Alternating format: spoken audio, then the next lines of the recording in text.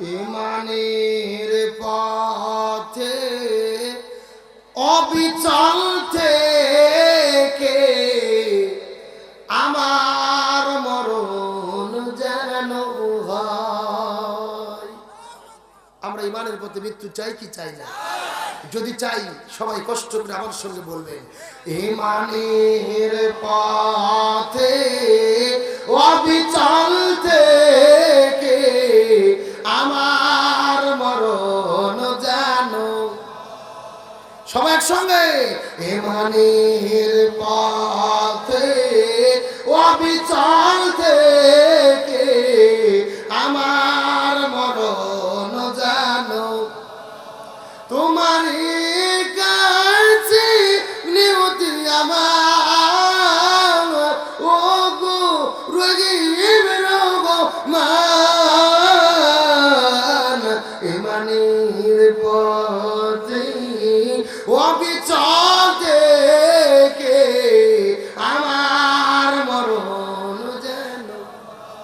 মাশাআল্লাহ সবাই, ইমানের পথে অবিচল থেকে আমার মরণ যেন। আর কত চাও শহীদ খোদা, আর কত কন্দ আসবে কবে এই জমিনে তোমারই শাসন। সবাই, আসবে কবে এই দুনিয়ায় তোমারই। আর কত চাও শহীদ খোদা, আর কত কন্দ আসবে কবে এই জমিনে তোমারই শাসন। সবাই, আসবে কবে এই দুনিয়ায় তোমারই শাসন। চিৎকার করে বলেন মারহাবা। আল্লাহ তাআলা আজকের মাহফিলকে কবুল করুন, বলেন আমিন। যে যেখানে আছেন এখনই মোনাজাত হবে, আর নয়, অনেক রাত্রি পার হয়ে গেছে, 1টা বাজতেছে। সবাই একটু দরুদ ইব্রাহিম পড়ি, আল্লাহুম্মা সাল্লি আলা মুহাম্মাদ ওয়া আলা আলি মুহাম্মাদ।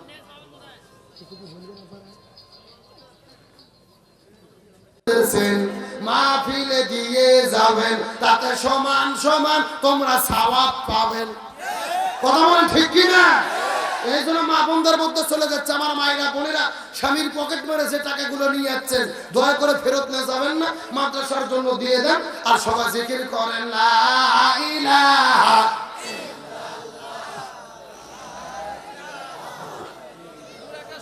সুবহানাল্লাহ ওয়ালহামদুলিল্লাহ লা ইলাহা লা ইলাহা ইল্লাল্লাহু মুহাম্মাদুর রাসূলুল্লাহ। সকলে বলি সাল্লাল্লাহু।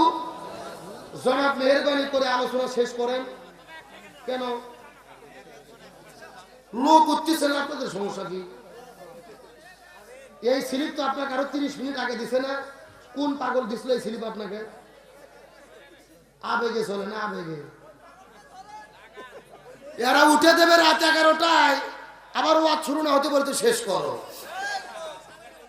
টাকা 40,000 নেবো, একটু হালাল করে নেওয়া লাগবে। এ কথা বল না কে? টাকা ফাঁকি টাকা নেওয়ার আমি বিলের না। ওয়াজ 3 ঘন্টা হবে, তারপরে হাতিয়ে নেব। আমি অগ্রিম টাকা নেওয়ার বক্তা না। অনেক বক্তা তো 80,000 টাকা আগের দিনে নেয়। কথা বল না কে? আসেই 1 ঘন্টা কান্নাকাটি করে শুতে থুয়ে চলে যায়। আমি ওয়াজ করবো, কোরআনের হক কথা চলছে, চলবে। এ কথা বলে না কেন? সত্যি বলেন, আলোচনা কি চলবে? কারা কারা চলবে? হাত উঠান তো দেখে।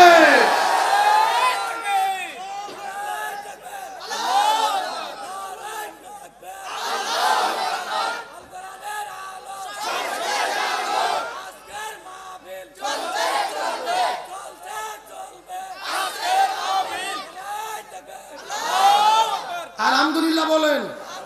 যাকে এগুলো হচ্ছে খাঁটি শ্রোতা, একদম খাঁটি শ্রোতা। রাত 1টার পরে লোক বসে থাকা, এটা যেন তেন ইমানদারের কাজ নয়। কথা বল না কে? বাইরে যে শীত, আমি তো ভাবছি কি যে হয়, লোক থাকে কি না থাকে। যাক আল্লাহর রহমত, আজকের মাহফিল সফল, আলহামদুলিল্লাহ বলেন। রাত 1টা পর্যন্ত লোক বাড়ছে কিন্তু কমেনি, আলহামদুলিল্লাহ কম। আর 2 মিনিট শুনবেন না, ফিনিশিংটা শুনবেন না? তাহলে এই লোকগুলো দেখেন 2.5 ঘন্টা ধরে থেকে অর্থন দিচ্ছে, এরা কারা? এরা আর্জেন্টিনা না ব্রাজিল?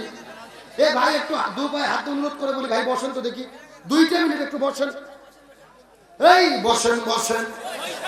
এই জালালি মদিনার গোলামি আমায় দইয়া, এই যাও জালালি মোরে মদিনার গোলামি আমায় দেইও মাশাআল্লাহ। হাই গায় ওরে বাবা, তাই তো প্রচুর ভক্ত এখানে। আমি কার লাগি সাজাইলাম কুঞ্জ যত্ন করে, আমি কার লাগি সাজাইলাম কুঞ্জ যত্ন করে, তুমি আইলা না গো মুর্শিদ আমার বাঙা গোবরে, আমি কার লাগি সাজাইলাম কুঞ্জ যত্ন করে। কে জুমকা চলবে চলবে? এই বসেন বসেন। ওরে বাবা, আমার ভাইরা সরকার ডিজিটাল দেশ চলতেছে, ডিজিটাল ওয়াজও করা লাগবে ডিজিটাল, কথা বল না কা? এ চাচা চলবে ফজর? ওরে বাবা রে, এ তো কঠিন শ্রোতা। আলোচনা কি চলবে? 2 মিনিট টাইম কি দেওয়া যাবে? তাহলে ওই যে যারা দাঁড়িয়ে আছে তারা ঘাট ধরে বসান, এ 5 সেকেন্ডের মতো বসেন।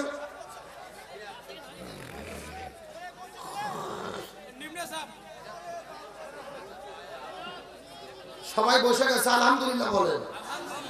কবরের মধ্যে কয়টা সাপ? আরো জোরে বলেন। আমার ভাই রাজ্যেও তো একটা পার হয়ে গেছে, আর কষ্ট আপনাদেরকে দেব না। তবে আলোচনাটা বোঝার জন্য ফিনিশিং কথাগুলো বলে বিদায় নিয়ে চলে যেতে চাই। সমস্ত আলেমেরা ফতোয়া দিয়ে দিল, এই মেয়েটির জন্য 3টে কবর খনন করেছো। 300 কবর কেন, 3000 3 কোটি কবর কেন? যত কবর খনন করো কোনো লাভ হবে না। ওই মেয়েটি যে আমল করেছে, ওই আমল অনুযায়ী তাকে কর্মফল ভোগ করা লাগবে। বরং তোমাদেরকে বুদ্ধি দেব, ওই 3টা কবরের ভেতরে পরে যেই 2টা কবর খনন করেছিলে, ওই 2টা কবর মাটি দিয়ে পুড়ে ফেলে দাও। প্রথম যে কবরটা খনন করেছো, ওই প্রথম কবরের ভেতরে ওই 70টা সাপের মধ্যে সুন্দরী মেয়েটাকে দাফন করে দাও। এই কথা বলার পরে মানুষেরা বড় আশ্চর্য হয়ে গেল, কি সিদ্ধান্ত নেবে? কোনো তো লাভ নাই, কবর খনন করেও তো কোনো লাভ হচ্ছে না। আলেমদের পরামর্শ মতো শেষ 2টা কবর মাটিতে পুড়ে ফেলা হলো। প্রথম নম্বর যেই কবরটা খনন করেছিল, ওই কবরের মধ্যে 70টা সাপের মধ্যে মেয়েটিকে দাফন করে দেবে। কেমনে দাফন করবে? ওই কবরের মধ্যে 70টা সাপ আছে, ভয়ে কেউ তো কবরের মধ্যে নামতে চায় না, ভয়ে কেউ তো কবরের মধ্যে নামতে পারে না। এমন সময় কেউ কবরের কাছে যেতে চায় না। ওই লাশটা কোনো মতো কাপড় দেখতেছে ফেলার পরে, ওই লাশটা কোনো মতো কাপড়ের কাপড় দেখতেছে, একটা লাঠির মাথার মধ্যে বেঁধে ফেলার পরে অনেক দূর থেকে টেনে টেনে টেনে টেনে ঠেলা দিয়ে দিয়ে দিয়ে ওই লাশটা গড়ায় গড়ায় কবরের মধ্যে ফেলে দিয়েছে।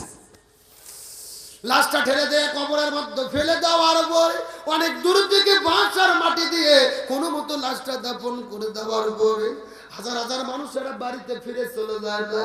কান্না করতে করতে মেয়েটির বাড়িতে চলে গেল।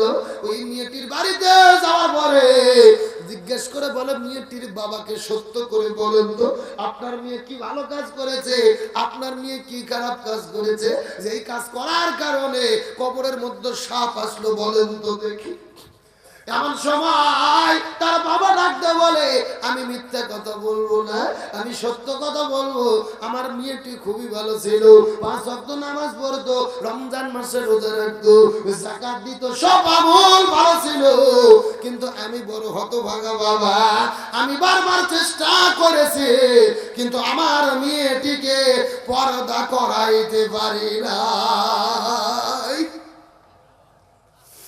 মেয়েটি সুন্দরী ছিল, মাঝে মধ্যে সাজগোজ করে বেপরদা হয়ে গ্রামের মধ্যে ঘুরে বেড়াইতো। আমি তাকে নিষেধ করতাম, আমার কোনো কথা শুনতো না, আমার মেয়েটি বেপরদা জীবন যাপন করতো।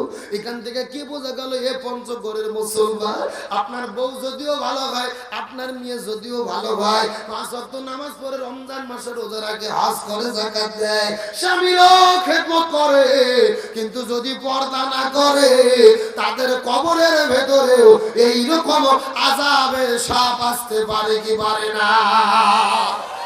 এই জন্য মা বোনদের নসিহত করে গেলাম, ও মা বোনেরা, জানি না যে বোনেরা আসতে পারবো কি পারবো না, আমার ওসিয়ত গুলো মনে রাখেন। 4টা আমলের কথা আপনাদের জন্য বললাম। 1 নম্বর নামাজ, 2 নম্বর রোজা, 3 নম্বর স্বামীর খেদমত, 4 নম্বর পর্দা। এই 4টা আমল দিয়ে গেলাম, এই 4টা আমল করতে থাকেন, আপনাদের জন্য আল্লাহ একটা জান্নাতের দরজা খুলে দেবে। মেয়েদের জন্য ওয়াজ কি কম করছি? যে ওয়াজ করছি সারা জীবন আমল করলে ওয়াজ শোনার দরকার নাই। কথা বলেন না কেন? এখন আমি আপনাদের আলোচনাটা ফিনিশিং করে দিতে চাই। খাজা কুতুবউদ্দিন আলবেকাকি রহমাতুল্লাহ আলাইহি এর জানাজাটা হয়ে গেল। জানাজার পরে লাশের কাছে কেউ যায় না, শুধু দেখতে চাই কোন লোকটা জানাজার নামাজ পড়লো। ওই লোকের কাছে যাওয়ার পরে দেখে এই লোকটা দুনিয়ার বড় কোনো মুফতি নয়, দুনিয়ার বড় কোনো মুহাদ্দিস নয়, দুনিয়ার বড় কোনো ফকিহ নয়, দুনিয়ার বড় কোনো হুজুর নয়। এই মানুষটির পরিচয় হলো, তিনি হলেন দিল্লির সম্রাট খাজা শামসুদ্দিন আল-তামাশ রহমাতুল্লাহ আলাইহি। আল্লাহু আকবার বলে। ওই লোকটা ছিল দিল্লির সম্রাট শামসুদ্দিন আল-তামাশ রহমাতুল্লাহ আলাইহি। যুবকেরা ইতিহাসের মধ্যে পড়ে থাকবে, তাহলে একটা রাষ্ট্রপতি হওয়ার পরে দিল্লি কিন্তু বাংলাদেশের মতো ছোট দেশ নয়। এই ভারত উপমহাদেশের সেই সময় মধ্য ছিল দিল্লি। ওই দিল্লি সালতানাতের যিনি সম্রাট শামসুদ্দিন আল-তামাশ রহমাতুল্লাহ আলাইহি, তিনি রাষ্ট্রপতি হওয়ার পরেও যদি 5 ওয়াক্ত নামাজটা 40 বছর জামাতের সহিত আদায় করতে পারে, যদি তাহাজ্জুদ নামাজটা পড়তে পারে, আসর নামাজের আগে 4 রাকাত সুন্নাত পড়তে পারে, আমরা তো তার মতো ব্যস্ত নয়, আমাদের তো অতটা ব্যস্ত নাই। আমরা চেষ্টা করলে ওই 4টা আমল করতে পারবো কি পারবো না? আরো ধরে বলেন। এই জন্য আজকে শপথ গ্রহণ করলাম, এই 4টা আমল আমরা করব। আমাদের দেশের ভেতরেও রাষ্ট্রপ্রধানরা এই আমলগুলো করে কি করে না? করে করে ঘোষণা দেয়, আমি তাহাজ্জুদ নামাজ পড়ি, আবার আলেমদেরকে ধরে ধরে জেলে বন্দি করি। এ কথা বল না কেন? তোমার ওই তাহাজ্জুদ নামাজ আর কোরআন তিলাওয়াত করতোয়া নদী দিয়ে ভেসে যাবে। কথা বলেন না কেন? আপনি আমল করতে পারেন, বাধা নাই, আমল অবশ্যই ভালো করবেন, পাশাপাশি আলেমদেরকে সম্মান করা লাগবে। এ পঞ্চগড়ের মুসলমান, আজকের শেষ কথা, কোরআনের পক্ষে থাকতে গেলে বিপদ আসবে 3টা। 1 নম্বর জেলে বন্দী হওয়া লাগবে, 2 নম্বর ফাঁসির দড়িতে ঝোলা লাগবে, 3 নম্বর দেশ ছাড়া লাগতে পারে। এখন আপনারা চিৎকার করে বলেন তো দেখি, আপনারা কি কোরআনের তাবলীগ করতে রাজি আছেন? আরো জোরে বলেন। আমরা সবাই কোরআনের তাবলীগ করব, প্রয়োজনে ঘর বাড়ি ছাড়বো, জেলের মধ্যে বন্দী হব, প্রয়োজনে জীবনটা শহীদ হয়ে চলে যাব, তারপরে কোরআনের পথ ছাড়া হব না। কারা কারা রাজি আছেন? 2টা হাত আল্লাহকে তুলে দেখা।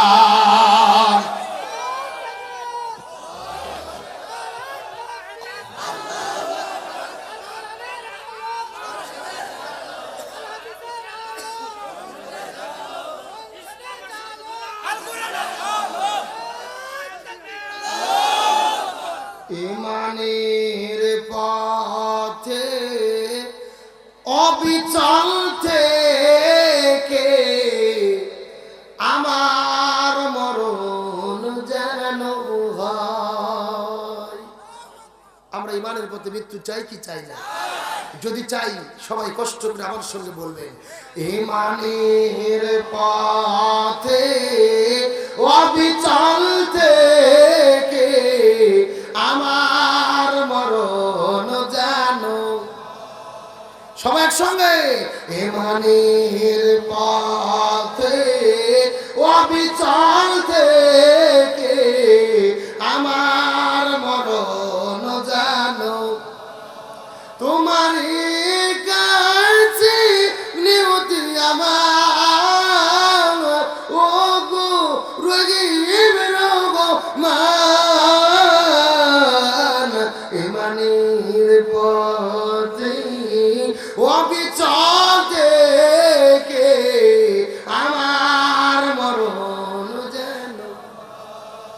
সবাই হিমানির পথে অবিচার থেকে আমার মরণ যেন আর কত চাও শহীদ খোদা আর কত কন্দ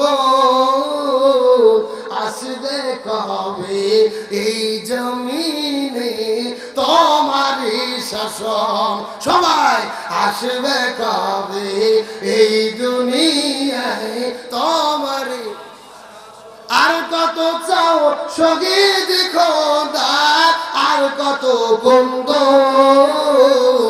আসবে কবে এই জমিনে তোমারই শাসন সবাই আসবে কবে এই দুনিয়ায় তোমারই শাসন চিৎকার করে বলেন মারহাবা আল্লাহ তাআলা আজকের মাহফিলকে কবুল করুন বলেন আমিন যে যেখানে আছেন এখনই মোনাজাত হবে আর নয় অনেক রাত্রি পার হয়ে গেছে 1টা বাজতেছে সবাই একটু দরুদ ইব্রাহিম পড়ি আল্লাহুম্মা সাল্লি আলা মুহাম্মাদি ওয়া আলা আলি মুহাম্মাদ